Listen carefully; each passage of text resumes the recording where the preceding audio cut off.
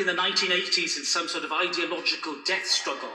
Public, good, private, bad. Let me reassure him that I take no ideological view about what works, and I will follow the evidence, and when the facts change, I will change my mind, and I make no apology for doing that today. Does he think it is morally right to make private profit out of incarceration and rehabilitation?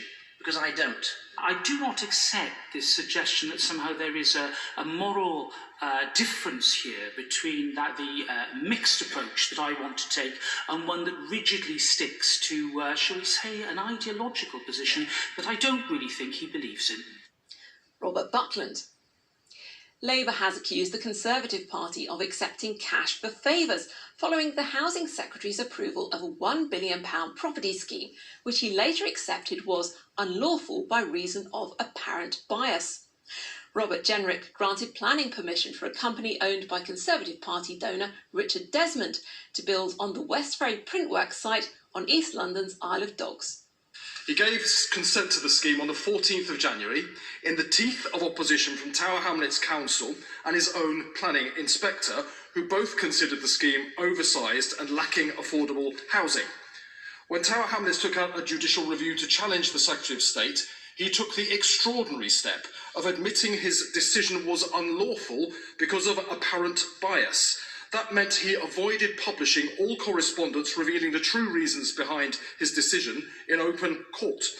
By an astonishing coincidence, just 2 weeks after the Secretary of State took his decision, Mr Desmond made a generous donation of £12,000 to the Conservative Party. This sequence of events raises grave concerns about cash for favours. If he wants to restore trust, the Secretary of State must immediately publish all documents and all correspondence relating to this decision. The public needs reassurance that the integrity of the planning process cannot be auctioned off at Conservative Party fundraising dinners. The junior minister who answered the question said Robert Jenrick acted with propriety and he had no relationship with Richard Desmond. As to the decision on the 14th of January, which is outlined publicly and which the honourable gentlemen, honourable members can see online, that decision is all very clear. There were no discussions about the Sills issue between my right honourable friend and the applicant.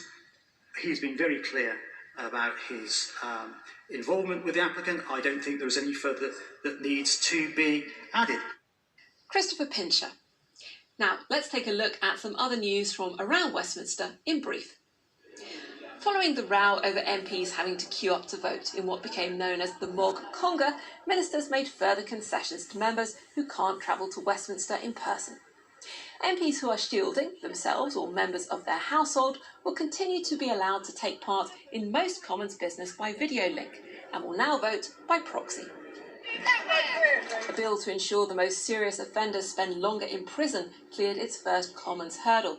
Ministers had promised tougher action following terror attacks in London. One in Streatham at the start of this year where 2 people were stabbed, and the other at Fishmongers Hall in November 2019 where 2 people were killed.